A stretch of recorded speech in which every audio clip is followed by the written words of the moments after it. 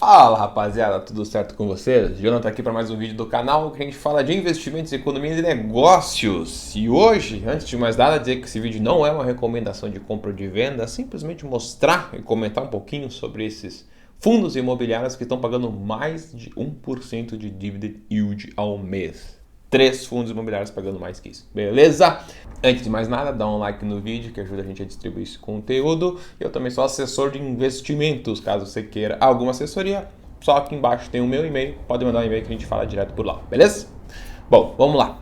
Primeiramente vamos falar do seu MXRF11, o famoso fundo de tacho, racho, restos do saldo das contas de corretoras, porque ele tem um valor da cota dele muito pequeno, né? Então custa apenas R$10,54, mas isso não significa que ele é um fundo barato, não, tá bom? Então isso é o valor da cota dele, a gente tem que fazer uma análise um pouco mais ampla para fazer essa identificação se ele é barato ou não. E conforme a imagem, ele é um fundo com preço muito baixo, então por isso que ele tem aí 740 mil de liquidez diária, são muitas negociações. Olha, tô para te falar que é o mais líquido da bolsa, tá? O último rendimento dele foi de 12 centavos com dividend yield de 1,13%. O que é o dividend yield? É o valor do aluguel pago por ele, repassado aos cotistas, né? Perante o valor patrimonial da cota dele neste momento. Então, se a cota sobe e o aluguel continua o mesmo, o dividend yield vai baixar. Se a cota baixa e o valor do aluguel é o mesmo, o dividend yield vai aumentar. Então, você está pagando mais barato pelo mesmo aluguel. Então, o dividend yield é esse percentual de quanto que ele repassa ao ano, tá bom? Patrimônio dele de 2,3 bi, valor patrimonial de 10,11, com a rentabilidade no mês ele acabou subindo, o IFIX como um todo subiu bastante, né? E o P sobre VP de 1,04. Isso significa que ele está 4% mais caro. Essa cota atual dele está 4% mais caro do valor patrimônio total que ele tem. Então ele estaria aí com um ágiozinho, tá?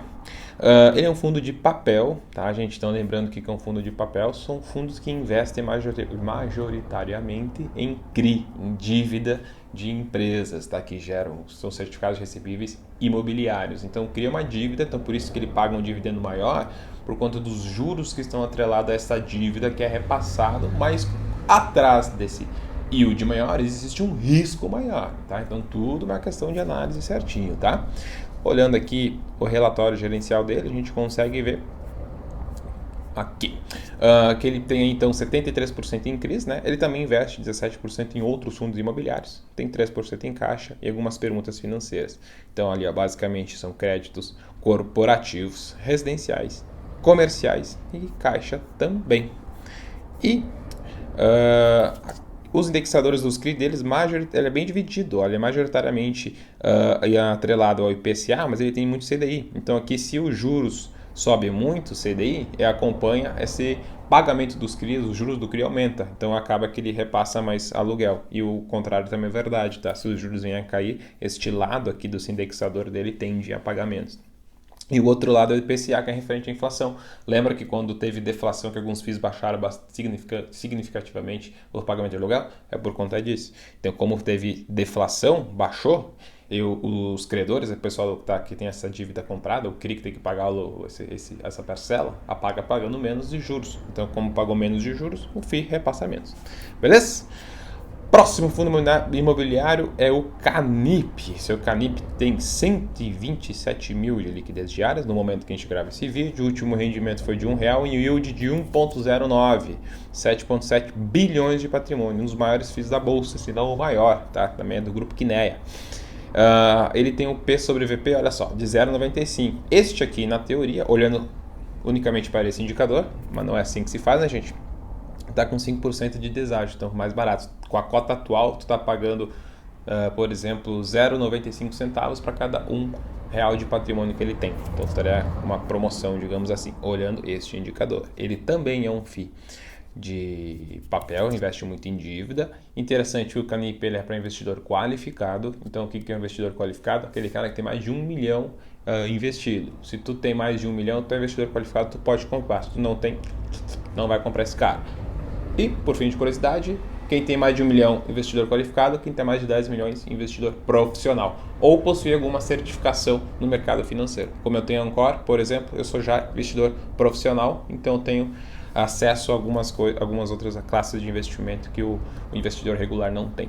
Beleza? Olhando o relatório dele aqui também, Também é um cara bem mais, olha só, este cara aqui está muito mais concentrado as suas alocações no indexador de IPCA. Então esse cara aqui sofreu muito mais com certeza a deflação do que o MXRF que está quase que a gente meio a meio. Tá? Então ele tem uma concentração maior nesse índice aqui, para o repasse dele. Tá bom?